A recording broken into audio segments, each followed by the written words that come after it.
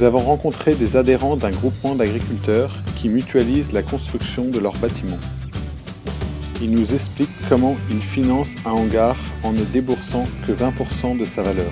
Entre un bâtiment sans le photovoltaïque ou avec le photovoltaïque, il est impensable de ne pas se poser la question. Après, on fait ou on ne fait pas, mais on ne peut pas ne pas se poser la question.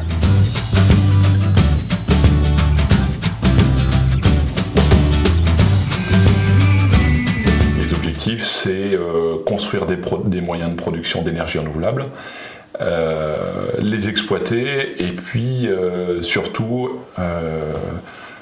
en sortir de la valeur ajoutée pour les exploitants et les exploitations agricoles. L'intérêt de ce système-là, c'est de s'assurer que le projet appartienne bien aux agriculteurs, de manière collective en l'occurrence, et donc qu'ils en aient le contrôle, et donc la valeur ajoutée à terme.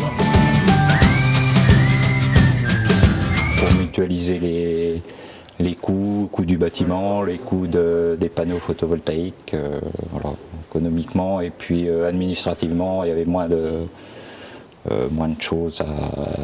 On pouvait déléguer toute cette partie-là, toute la partie administrative. Le système qu'a développé AgriSoleil, c'est un système de portage de projets avec une logique mutualiste. Donc l'idée, c'est de faire porter à une société, à l'équivalent d'une coopérative ou d'une CUMA, l'investissement d'un bâtiment solaire chez chacun des exploitants.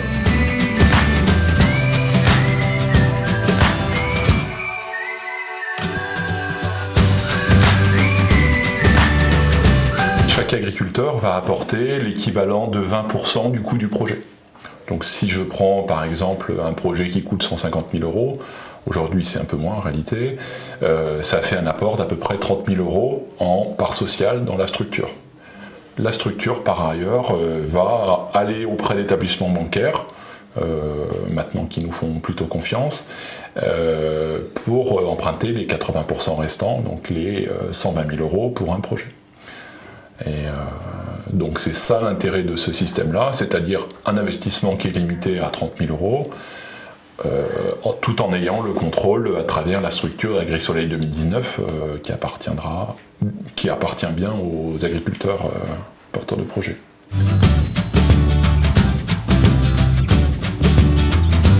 Le bâtiment par lui-même nous coûte pas très cher, ça nous coûte un petit peu parce que on a voulu le barder tout autour, mais le prix de rachat d'électricité n'est plus non plus ce qu'il était il y a quelques années, donc ça coûte un petit peu, mais ça reste raisonnable. Si on a besoin de bâtiments, ça reste une bonne solution.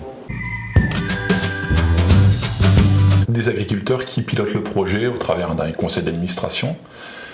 Donc ils en sont décisionnaires et maîtres d'ouvrage.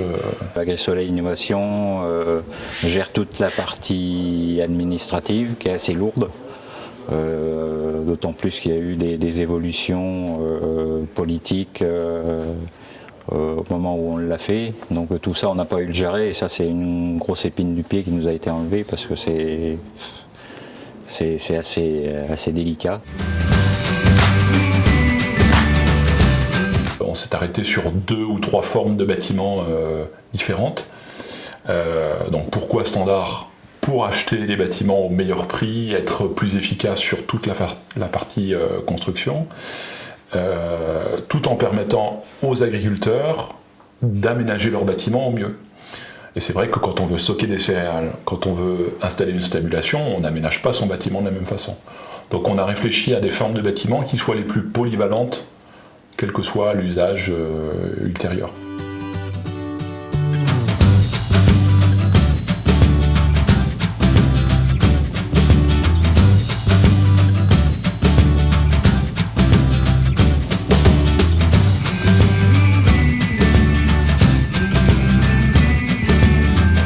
La centrale photovoltaïque, c'est une installation industrielle qui doit être entretenue, maintenue pendant 30 ans. 40 ans si on le souhaite. On espère que ça produise un peu plus que 20 ans. Maintenant, on ne sait pas, non, on ne sait pas trop dans 20 ans ce que ça donnera au niveau production.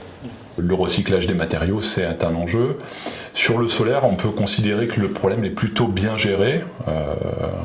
on verra à long terme, mais dans le sens où aujourd'hui, on sait recycler techniquement des panneaux solaires. Il y a notamment une usine qui existe en France aujourd'hui. On voit que les matériaux qui sont dans les panneaux solaires sont aujourd'hui des matériaux qui ont une valeur économique. Quand on pense aux terres rares, elles ont une valeur un intérêt à être recyclées. Donc on peut considérer qu'à terme, on aura des gens qui, comme l'acier, comme les matériaux, comme le cuivre, vont racheter des panneaux usagés pour les démanteler. Et on peut considérer que le problème de retraitement est plutôt bien géré aujourd'hui.